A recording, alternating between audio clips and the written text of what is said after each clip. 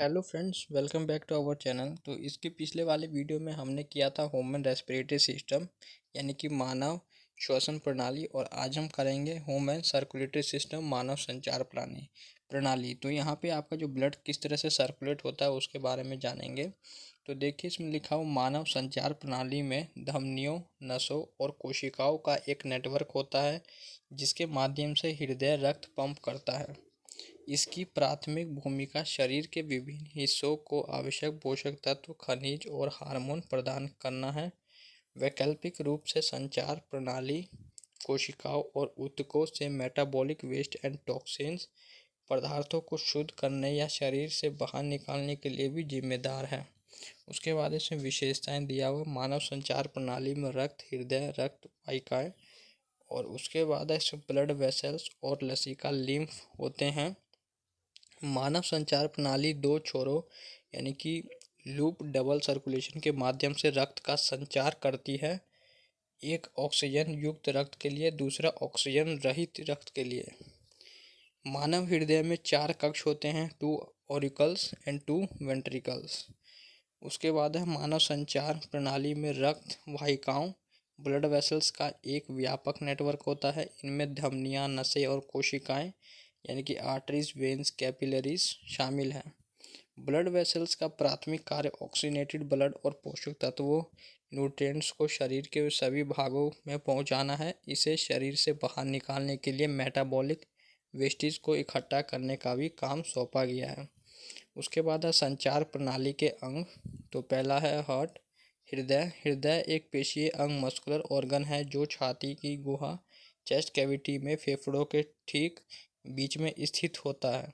यह वक्ष क्षेत्र थियोरिक रीजन में बाईं ओर थोड़ा सा स्थित है और पेरिकार्डियम से घिरा हुआ है।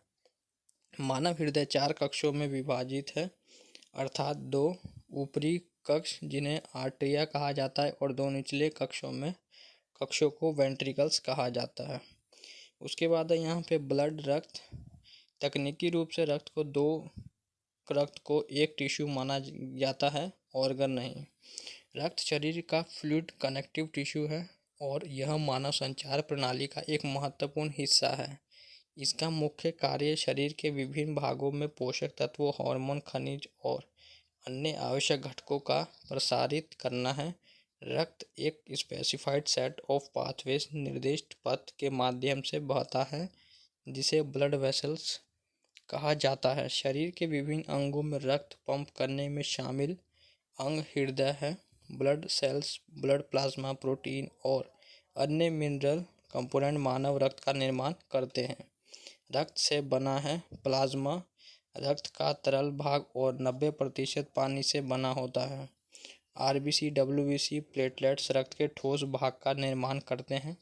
रक्त कोशिकाओं के प्रकार। तो आरबीसी, जिसको इरेथ्रोसाइट्स बोलते हैं, लाल रक्त कोशिकाएं मुख्य रूप से और ऑक्सीजन, न्यूट्रिएंट्स और अन्य पदार्थों को शरीर के विभिन्न भागों में पहुंचाने में शामिल होती है। ये रक्त कोशिकाएं शरीर से वेस्ट को भी हटाती है। उसके बाद है डब्ल्यूबीसी, ल्यूकोसाइट्स।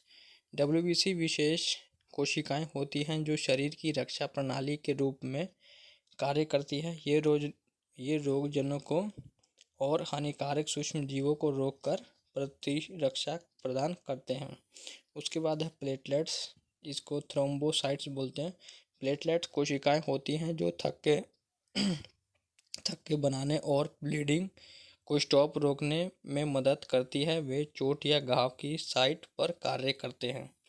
उसके बाद है यहाँ पे ब्लड वेसल्स, रक्त कोश वाहिकाएं।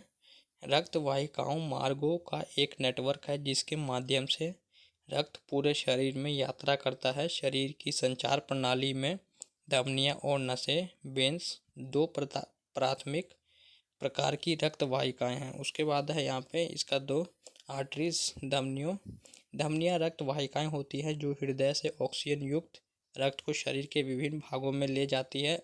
वे मोटे लोचदार होते हैं और रक्त वाहिकाओं के एक छोटे नेटवर्क में विभाजित होते हैं जिन्हें कोशिकाएं कहा जाता है। उसके बाद है यहाँ पे वेन्स यानी कि नसें रक्त वाहिकाओं होती हैं जो शरीर के विभिन्न हिस्सों से ऑक्सीजन रहित रक्त को हृदय की ओर ले जाती है। वे पतले लोचदार होते हैं और त्वचा की सतह के करीब मौजूद होते हैं। उसके बाद है यहाँ पे लिम्फेटिक सिस्टम, लसीका प्रणाली। मानव संचार प्रणाली में एक अन्य शरीर द्रव ब्लड फ्लूइड होता है जो लिम्फ कहा जाता है, जिसे उत्तक द्रव टिश्यू फ्लूइड के रूप में भी जाना जाता है। यह लसीका प्रणाली द्वारा निर्मित होता है, जिसमें परस्पर अंगों, नोड्स और नालिकाओं का एक नेटवर्क, जिसको network of interconnected organ nodes and ducts शामिल होता है। लिम्फ एक कलरलेस तरल पदार्थ फ्लूइड है जिसमें लवण, प्रोटीन, पानी होता है, जो पचे हुए भोजन यानी कि डाइजेस्टेड फूड और अवशोषित वसा एब्जॉर्ब फैट को उत्तकों टिश्यूज में अंतर कोशिकीय स्थानों यानी इंटर सेलुलर स्पेसिस तक पहुंचाता है और प्रसारित करता है। संचार प्रणाली के विपरीत, अनलाइक द सर्कुलेटरी सिस्टम, लसीका लिम्फ पंप नहीं होता है। इसके बजाय यह निष्क्रिय रूप से जहाजों के एक नेटवर्क के माध्यम से बहती है, यानी कि flows through a network of vessels. उसके बाद संचार प्रणाली के कार्य, यह सभी अंग प्रणालियों को बनाए रखने में मदद करता है। यह पूरे शरीर में रक्त, पोषक तत्वों, ऑक्सीजन, कार्बन डाइऑक्साइड और हार्मोन का परिवहन करता है। यह कोशिकाओं को रोगजनकों से बचाता है। यह सेल टू सेल इंटरैक्शन के लिए एक इंटरफेस के रूप में कार्य करता है। रक्त में मौजूद पदार्थ सब्सटेंस क्षतिग्रस्त ऊतक डैमेज टिश्यू की मरम्मत रिपेयर में मदद करते हैं।